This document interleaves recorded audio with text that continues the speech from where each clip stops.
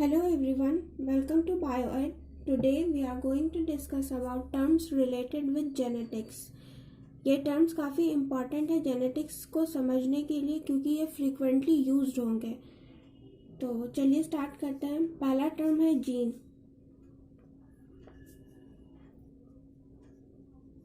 Gene क्या होता है?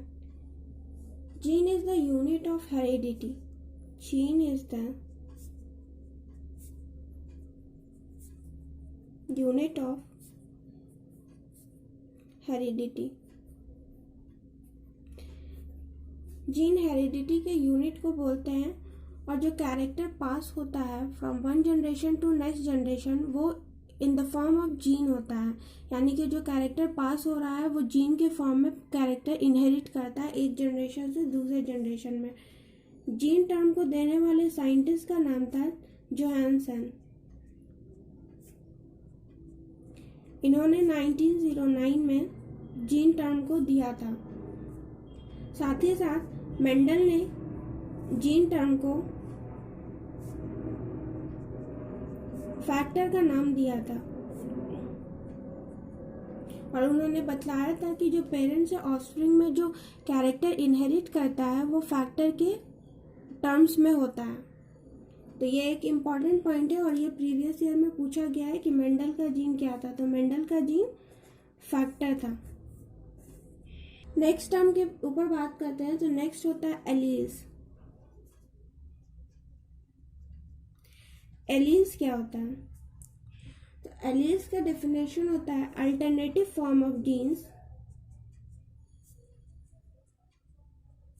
Alternative form of genes present on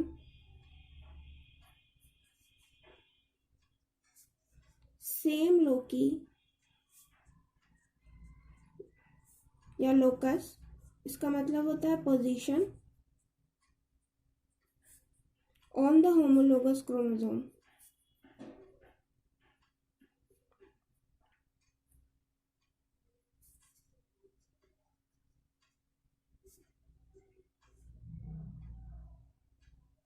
यानी कि होमोलोगस क्रोमोसोम पे जो सेम लोकस पे जो जीन प्रेजेंट होता है उसे एलील्स बोलते हैं.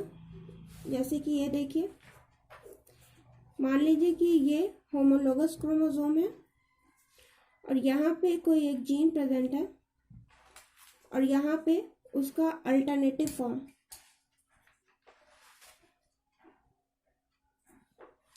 यहाँ पे अगर कैपिटल ए जीन प्रेजेंट है तो इसका अल्टरनेटिव स्मॉल ए सामने में ही सेम लोकस पे प्रेजेंट होगा. तो ये कंबाइंडली एलील्स कहलाएंगे. ध्यान रखिएगा कि एलील्स हमेशा पेयर में होते हैं. Always in pair. और जब इनको कैरेक्टर को सेग्रीगेट होना होता है तो इसका जो पेयर्ड कैरेक्टर है उसमें से एक कैरेक्टर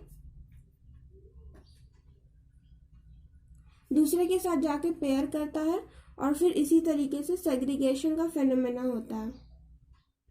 एलील टर्म्स को देने वाले साइंटिस्ट का नाम बेटसन था. इन्होंने एलील टर्म्स को दिया था. ठीक है.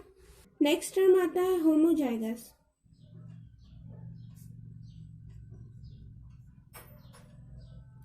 होमोजाइगस क्या होता है? होमोजाइगस क्या होता है? तो वैसा कैरेक्टर जिसमें same type of gene present हो. जब same type of gene present होता है तो इसे होमोजाइगस कहते हैं. ठीक है. जैसे कि फॉर एग्जांपल अगर मैंने टॉलनेस के जीन को कैपिटल टी से डिनोट किया और डॉर्फनेस की जीन को स्मॉल टी से डिनोट किया तो होमोजाइगस कंडीशन क्या हो जाएगा? कैपिटल टी और स्मॉल टी. यानी डॉर्फ को क्या कोट करेगा? तो स्मॉल टी और डोमिनेंट को क्या कोट करेगा? मतलब टॉलनेस को कैपिटल टी. क्योंकि ये same number of gene present है इस वजह से इसे होमोजाइगस कहते हैं. उसी तरीके से हेट्रोजाइगस क्या होता है?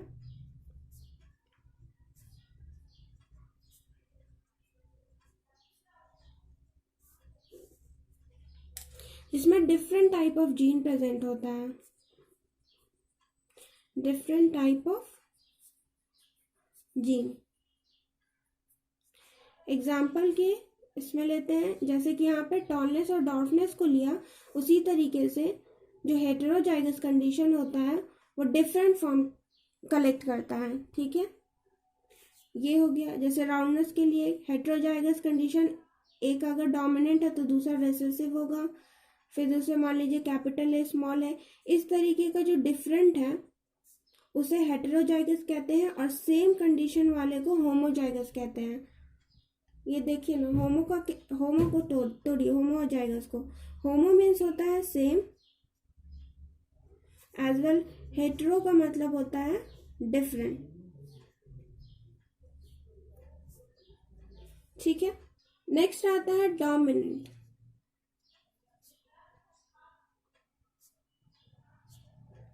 डोमिनेंट क्या होता है? तो डोमिनेंट कैरेक्टर वो होता है जो अपने आप को होमोजाइगस और हेटेरोजाइगस दोनों ही कंडीशन में एक्सप्रेस करता है। Definition, express itself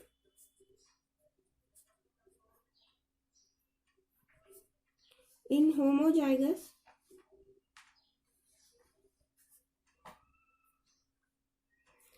as well as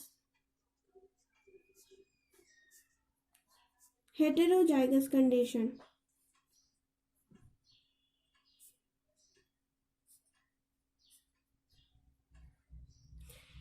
ये अपने आप को होमोजाइगस और हेटेरोजाइगस कंडीशन दोनों में ही एक्सप्रेस करता है। जैसे कि एग्जाम्पल के इसमें ले लीजिए, जैसे प्लांट की हाइट की बात करें तो अभी यहाँ पे बात किया होमोजाइगस एक ही तरीके का जीन प्रेजेंट होगा और हेटेरोजाइगस डिफरेंट टाइप ऑफ।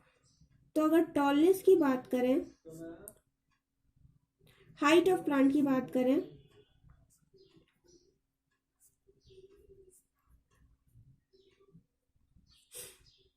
तो क्या कह रहा है इसका definition, express itself in homozygous as well as heterozygous condition. तो पहले होमोजाइगस लेके देते हैं, कैपिटल टी और heterozygous capital T small T.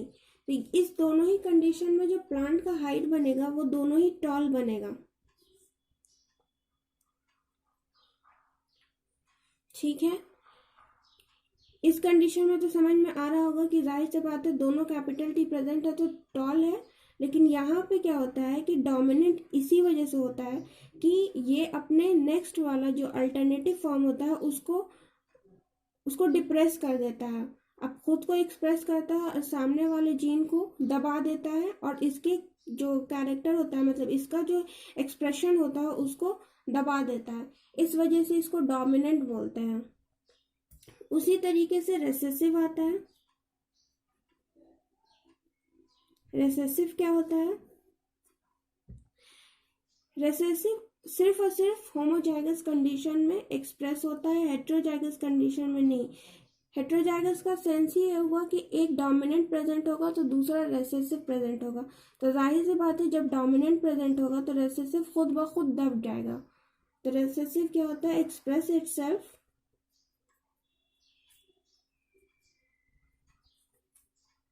only in homozygous condition।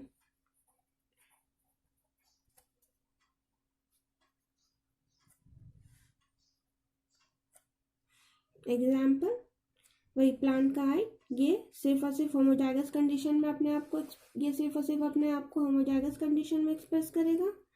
मान लीजिए कि रिंकल की बात करते हैं, कैपिटल स्मॉल आर, फिर स्मॉल ए, इसी तरीके से सो ऑन। ये हमेशा रेसेसिव जो कैरेक्टर होता है वो हमेशा होमोजाइगस कंडीशन में एक्सप्रेस करेगा, हेटेरोजाइगस कंडीशन में एक्सप्रेस नहीं करेगा। और इस बात का ध्यान रखिएगा कि डोमिनेंट कैरेक्टर जो भी होता है, डोमिनेंट जीन, उसको हमेशा कैपिटल से डिनोट करते हैं, कैपिटल से, और रेसेसिव को हमेशा स्मॉल से डिनोट करते हैं। ठीक है, नेक्स्ट आता है फिनोटाइप।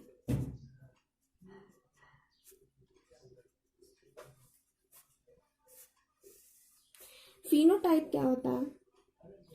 फिनोटाइप होता है जो कैरेक्टर हम लोग अपनी आंखों से देख सकते हैं, यानी कि जो फिजिकली जो एक्सप्रेस होता है उसको फिनोटाइप कहते हैं। यह फिजिकली एक्सप्रेस होता है, जैसे कि एग्जांपल में जैसे कि टॉल हो गया, फिर राउंड हो गया, या फिर रिंकल, येलो हो गया। तो यानी कि जो कैरेक्टर आप विजिबली फिजिकली देख सकते हैं, डिस्टिंग्विश कर सकते हैं, उसको फिनोटाइप कहते हैं। उसी तरीके से जीनोटाइप क्या होता है, ये जेनेटिक कॉन्स्टिट्यूएंट होता है जिसको आप सिर्फ देख कर नहीं बता सकते हैं, आपको उसका जीन लेवल पता करना ज़्यादा ज़रूरी है। ये जो होता है, जैसे फिनोटाइप टॉल है तो कैपिटल टी हो गया, राउंड है तो कैपिटल आर या कैपिटल आर स्मॉल आर हो गया, टॉलनेस के लिए कैपिटल टी स्मॉल टी हो गया। तो ये जो हुआ ये होमोजाइगस डोमिनेंट हुआ,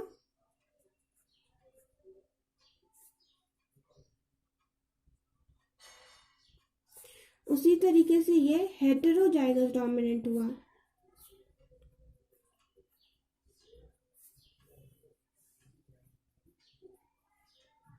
तो फिनोटाइपिकली आप ये देख रहे हैं कि दोनों तो डोमिनेंट है, तो ये फिनोटाइप कहलाया।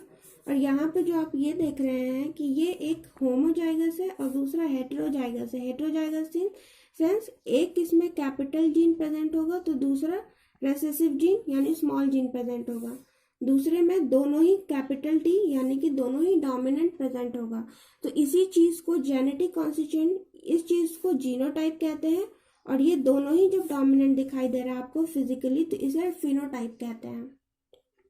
नेक्स्ट आता है क्रॉस।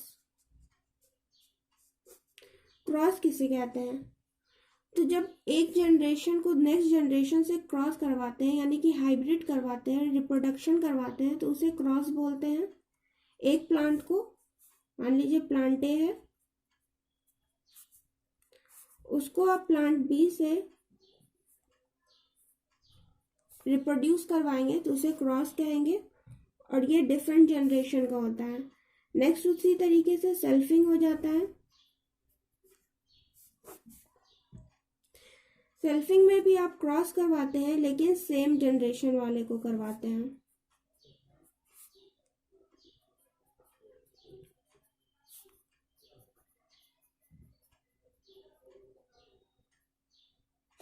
ठीक है। नेक्स्ट आता है फीलियल जनरेशन। फीलियल जनरेशन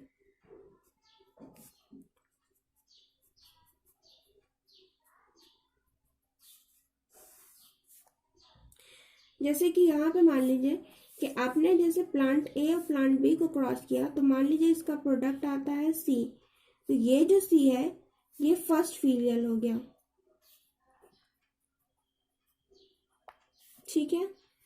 इसी तरीके से इसका जो प्रोडक्ट बनेगा, मान लीजिए कि ये डी से फिर क्रॉस करता है और इसका प्रोडक्ट ई बनता है, तो ये सेकेंड फीलियल हो गया। फीलियल क्या, ऑफस्प्रिंग यानी जनरेशन को बताता है, तो फर्स्ट फीलियल हो गया ये, और ये सेकेंड फीलियल हो गया।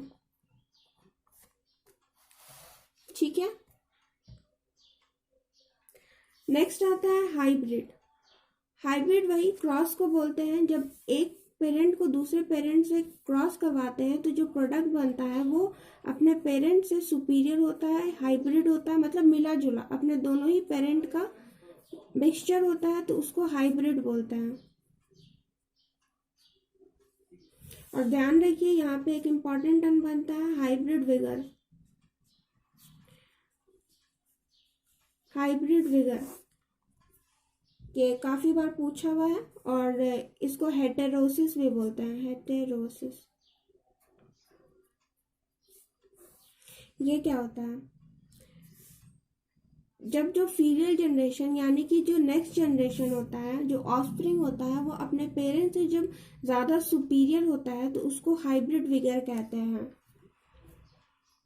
Superiority from its parent is called hybrid vigour.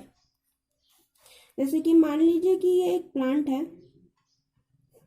A plant हुआ, और ये जो है बी प्लांट हुआ। ठीक है।